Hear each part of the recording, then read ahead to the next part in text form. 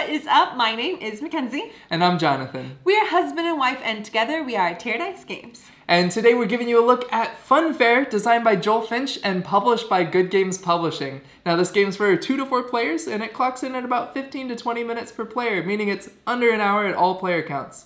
This is a brand new game. It's released this year, and it's the follow-up to another more cutthroat and frankly just unfair game, Unfair, by the same publishers. Now, Good Games Publishing did send us this game, but all thoughts and opinions are our own. But also, we're going to show you a glimpse at what their Tabletop Simulator mod looks like, and I'm super excited about that.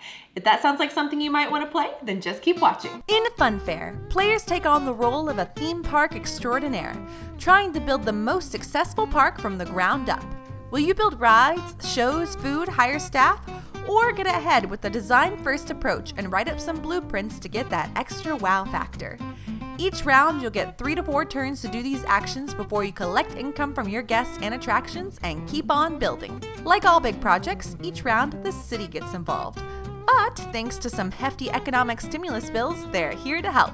The player with the most points from impressive attractions, staff, blueprints, and money wins the game. All right, so Funfair. Honestly, I really enjoyed the game. I really didn't have an expectation going into it. I didn't really have any sort of opinion, but I really enjoyed it. I love all of the theming, the different combinations of different amusement park rides you can make and different attractions and themes you can add on to it. There's so many different possibilities, which really added to the playability when we kept playing. So I found that part really cool. Yeah, definitely. And I think one of the first things that I noticed about this game, it has that tight resource constraint feeling where you feel like you don't have enough money the whole game to like do what you want to do. But unlike most games, that feeling didn't really go away. So you still feel really constrained at the end of the game. But where the payoff in this game is, there are these hidden goals, there's these blueprint cards that you'll be racing to complete a set of criteria that gets you a lot of bonus points at the end of the game. And that's where you really feel the big punch at the end of the game. And the blueprints, like, so interesting. I really like that they fit into the theme of the game, right?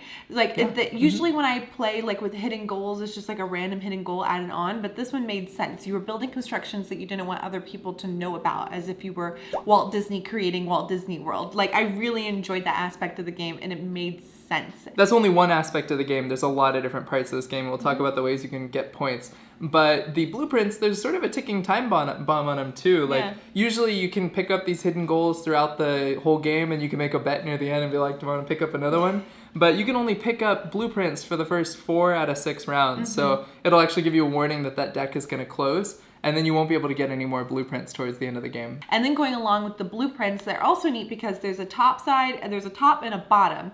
And if you pick up a blueprint, you can, if you decide to do it, you have to complete that top. Otherwise, it's minus 10 points at the end of the game. So that just adds like another like element to it. And you can't get that bottom bonus unless you complete that top. Yeah, that's right. And not all blueprints are the same. Some of them are a lot harder to get than others. They've actually got a stamp on them that says their difficulty. So if it's easy or medium or difficult, you'll know that up front, but you also get more points for the harder ones. However, on the flip side, let's go ahead and talk about those global goals.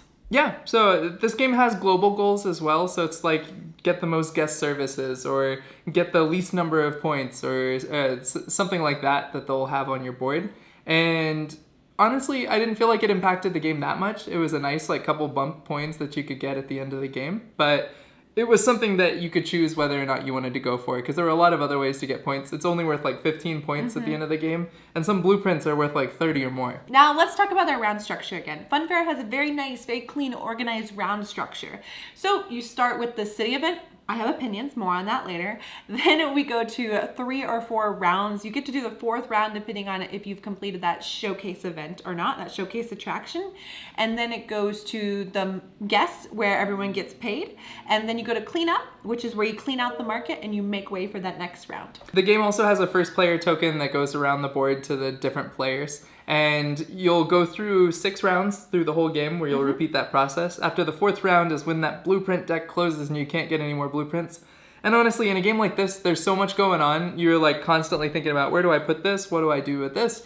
And because you're so distracted with that tight resource gathering, I really, really like how the rounds are tracked in this game. Because I so many times was like, where are we? Have we done 2 or 3 actions? I don't know. Yeah. But it does matter because once you've done 3 or 4 actions, you're running pretty low on stuff. It's time to like get more money from those guests coming in. So it flows really, really nicely, and it has a great way to keep track of it. So speaking of the board, let's dive more into this because it is a little special. This board is actually a double-sided board. So you start with this side, which we like to use for a 2-player, where both people can sit on the same side and they can actually see everything that's going on. Yeah. But there's also a double side to the board, which actually has ways so people can sit on either side of the table and they will have a fair advantage on getting to see the same amount of cards. So it really puts people in more an even playing field, because what I find in a lot of games, whoever has to sit on the opposite side of the board where they're looking at everything upside down, I feel like they always have a disadvantage. I always get the burnt toast, and I still have scars from Ticket to Ride Europe trying to read those cities upside down. All right, let's talk strategy. How do you win this game? We found that there are a bunch of strategies that all seem to work really, really well. So you could have really tall attractions with lots of upgrades. So they got like great air conditioning and awesome guest services and awesome sweet robot pirate fairy theme and great bathrooms and oh my gosh. Okay, speaking of bathrooms at like a theme park, okay, I don't know if you guys have seen Mama Dr. Jones OBGYN on YouTube. Go watch her. But she was doing this reaction to I Didn't Know I Was Pregnant, and they were talking about how this lady gave birth in a theme park bathroom, and this bathroom attendant came in and like helped her, and she's like, well, at least the floors, I just cleaned them, so at least they gave birth to baby on the clean floors. Anyway, that reminded me of that story. Yeah, well, so you can build these really tall rides with lots of attractions. What's great about that is like the more cards you build onto it, the more points each card is worth. So once you're like in on that strategy, it's just like keep going. Yeah. But there's these blueprint cards, which we talked about. It's a great way to get a bunch of points. And you can also get staff members who will get you more stuff during the game and will occasionally get you a bunch of points at the end of the game based on which staff members those are. They don't count towards space in your theme park, so those are really cool to have as well. Now, trying each of those different strategies, we were within like this 20-point average of like 170 points being like a winning score. Let's go ahead and talk about those city events. So the city events are designed that at the beginning of each round, the city comes in and presents some sort of thing that will change up the game. Woohoo! Like, they're big supporters of the theme park industry. Yeah, and usually it's something like positive. Usually it changes up the game. However, what I noticed is it didn't change up my game like enough. I don't think it changed it up to the amount they wanted it to. It would usually involve like, here, this one, gain 5 coins or draw 2 park cards and choose to keep 1. I just didn't feel like it really affected my game that much. And I just felt they wanted it to be bigger than it was because they dedicated an entire city event to it. Thing. So you spend like a whole thing going to do this city event. I like the theming, I like the concept that they put into each cards. I just didn't feel like it went where it wanted to go. Yeah, and like you said, I don't think they detracted from the game at all, but they just like weren't super, super impactful. Okay, so let's talk about one of our favorite categories. That's the art. So the first time we played this game, one of the very first impressions I had, this was like right when we started, I had no opinion of the game whatsoever, and I'm like, all right, let's do this, and I get my first hand and I look at it and I go, wow, this art is really good. Like, this art is really, really great. The art for this game was done by a Canadian couple from Quebec. That's Mr. Cuddington is their name. And yeah, and if you don't know or if you're not familiar with them, they're actually responsible for art for a lot of different games like Brass Birmingham, Santorini, Charterstone, Tidal Blades. Yeah. Like, these guys are great, and they have a really wide variety of style, and obviously very talented. I still want to know why they're called Mr. Cuddington, so if you can tell me, that'd be great. But really great art. And then just moving on to components as well. Like, this piece is one of like the really super cool, what do you call it, model? Like, it's a little mini. This little mini. It's a roller coaster, really cute, and just adds to the theme of the game as it makes its way down the roller coaster. We got these fun fairy tokens too. Like, I love the little fairy tokens for the money. Yeah, so overall solid on the arts and components. All right, so now let's move on to Tabletop Simulator. Now, this is the first time we've ever talked about this on our channel. Yeah. Now, if you don't know what it is, Tabletop Simulator is an online platform where you can go and play board games online. There's many different versions. this version of Funfair is on Tabletop Simulator. And the folks at Good Game Publishing showed us how to play it on there. And this is one of the most functioning games I've ever seen. Like, I usually really struggle on Tabletop Simulator, just online games in general.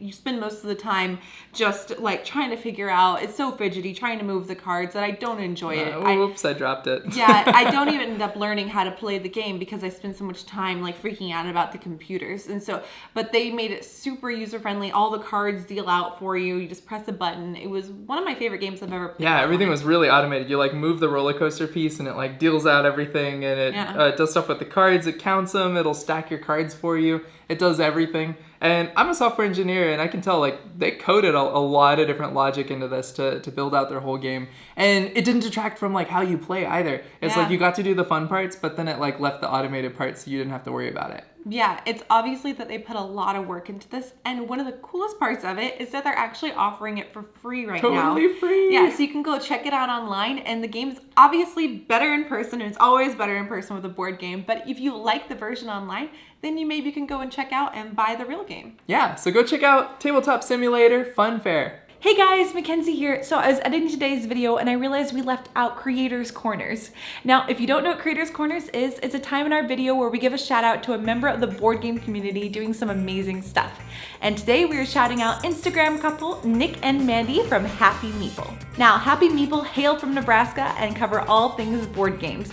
They take amazing board game photography, are really nice people, and super fun to interact with over on Instagram. So we can't cover all things board games out there, but if you are itching for more board game content, make sure to go and check them out over on Instagram at Happy Meeple. Now, if you are out there creating awesome board game content and want to be featured on our channel, all you have to do is interact with us on our Instagram. We'd love to talk to you and check out what amazing stuff you're up to. Now back to the review. Overall, I really enjoyed Funfair. Like, it was a really fun time. It was great. Like, we played it many times over the past couple of weeks, and I never got tired of it. I really enjoyed it. Yeah, it's got a lot of replayability. It's got a lot of really good strategies, and it's one of those games where your hand kind of determines how you play the game at first. So you really feel like you'll play to the board every time. So it's a little bit different each time you play. We have not played Unfair yet, but what I know about the game, this is a less competitive, less cutthroat kind of game with less unfair. Yeah, for sure. So if you're looking for a bright theme, a happy, fun, light, great board game, this is a good one for you. All right, everyone, and that is our review of Funfair. If you want to check out this game, I have left links down below. Thank you guys so much for watching. Make sure to like and subscribe to this video. Our next video we're going to be reviewing is Lucky Flip. Thank you guys so much for watching, and happy playing!